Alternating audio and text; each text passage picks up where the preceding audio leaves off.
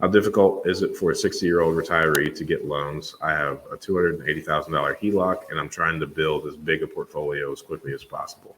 I don't think it should be difficult for you at all. I mean, I think loans are based on your monthly revenues and your monthly expenses. So I would tell anyone that the first 2 years of investing in real estate investing is pretty rough because most of your traditional banks don't want to count the rental income as income until you've been doing it for 2 years or more.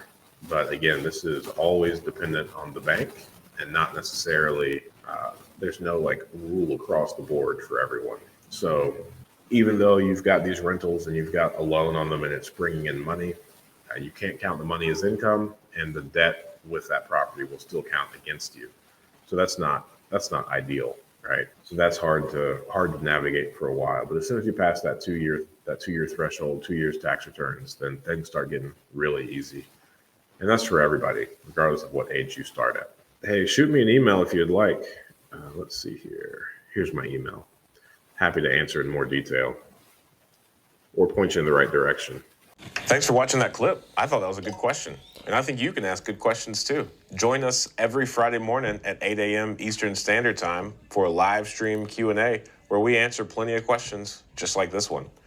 In the meantime, consider subscribing to the channel if you want more of this content.